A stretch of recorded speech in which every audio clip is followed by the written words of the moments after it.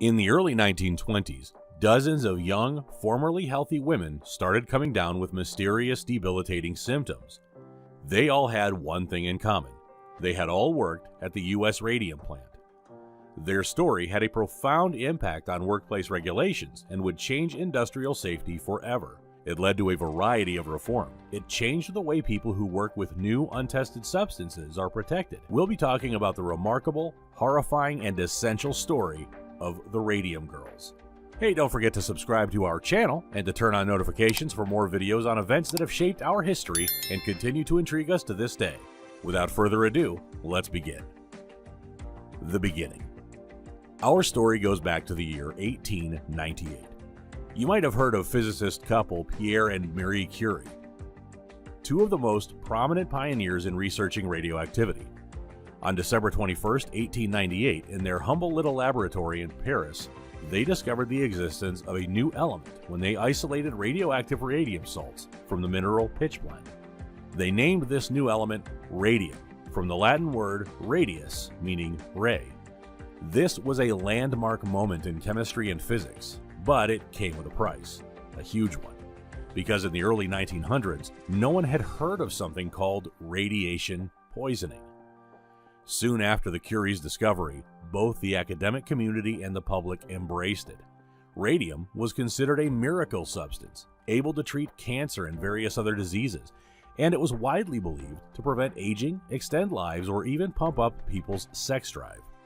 You could find radium in everything: toothpaste, cosmetics, and even water.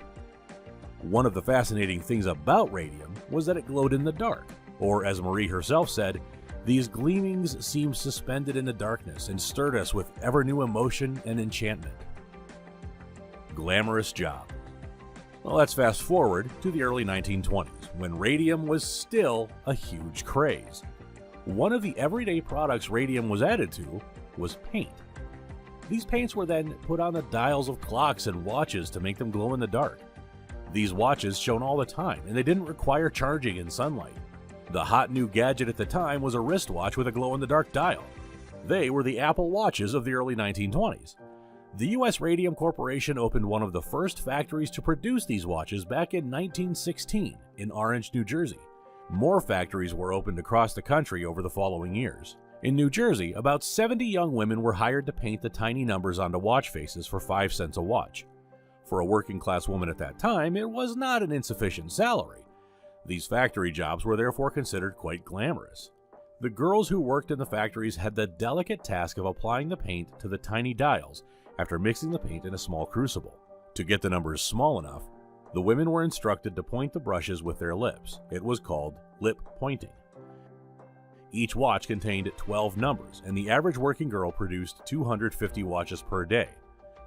They were ingesting radium with nearly every brush stroke. Unaware of the danger, the girls also used the paint for fun during their breaks at the factory, painting their nails, faces, and even teeth to get radiant smiles. At the end of the workday, the girls were glowing from the radioactive paint. Their hair, face, arms, hands, necks, dresses, even their underclothes were luminous. The girls embraced it. Many wore their best attire to work because it meant the fabric would shine when they went dancing afterward. The horror and the cover-up. Few years passed before the horrifying consequences of the radium exposure became evident. In 1922, 24-year-old Amelia Maggia, one of the girls employed in the New Jersey factory, suffered a toothache. Soon, her teeth began to decay and most of them fell out. She experienced excruciating pain in her jaw and her whole body. The ulcers from where her teeth used to be were bleeding. She saw a dentist, and when he pulled out one of her teeth, a large section of her jaw came with it. By the end, she was unable to walk. Massive hemorrhaging eventually caused her death. Several girls began developing the same agonizing symptoms as Maggia, and the number of cases rapidly continued to grow during the following years and decades. Those girls were, in fact, the first victims of radiation poisoning. The girls saw their bones break, teeth fall out, and spines collapse. Many of them experienced severe pains, anemia, or developed cancerous tumors. The radium they had swallowed before was literally eating their bones from the inside. By 1924, 50 women who had worked at the plant were ill, and a dozen had died. At the same time, the U.S. Radium Company was already aware of the danger of radium exposure. That same year, Harvard physiologist Cecil Drinker was hired to investigate the factory's working conditions at their Orange, New Jersey factories. Drinker concluded that there was extensive contamination and made several safety recommendations in his report. Among others, he suggested that the company should immediately end the practice of tipping or lip pointing. U.S. Radium ignored those suggestions, and they banned Drinker from publishing his findings. Not only that, when they submitted Drinker's report to the New Jersey Department of Labor, it had been drastically rewritten. There was no mentioning of unsafe working conditions, as it was even stated that every girl is in perfect condition. Meanwhile, the Radium girls were desperately looking for answers.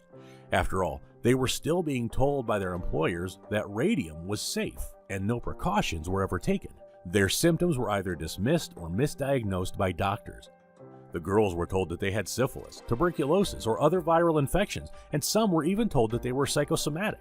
No one knew that this was all a cover-up.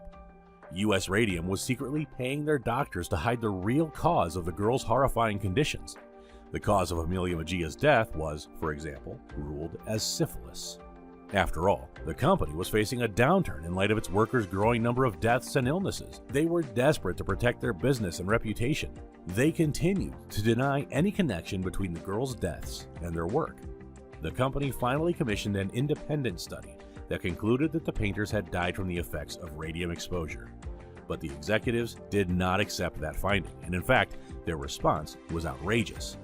They commissioned additional studies with the opposite conclusion. Therefore, radium was still considered safe by the public, although some executives and scientists in the industry were increasingly aware. The fight for justice. In 1925, Chief Medical Examiner Dr. Harrison S. Martland developed a test that proved that radium had indeed poisoned the watch painters by destroying their bodies from the inside. He then published Some Unrecognized Dangers in the Use and Handling of Radioactive Substances. Not surprisingly, the radium industry tried to discredit Martland's findings.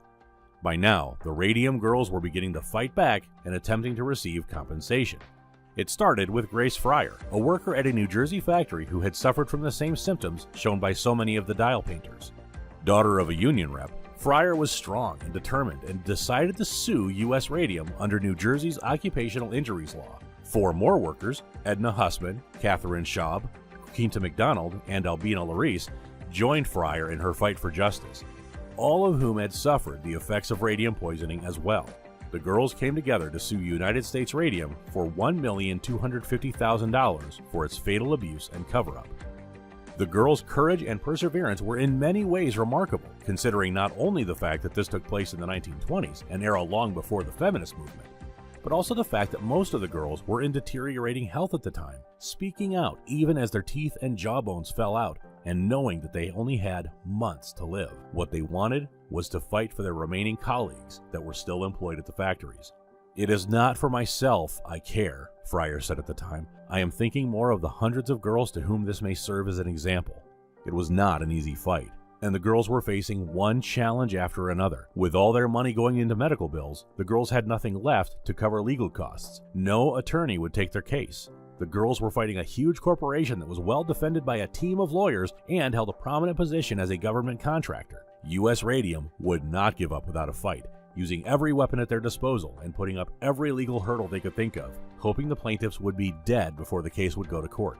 That caused the case's delay for 3 years, and during that time, more girls would die of radium poisoning.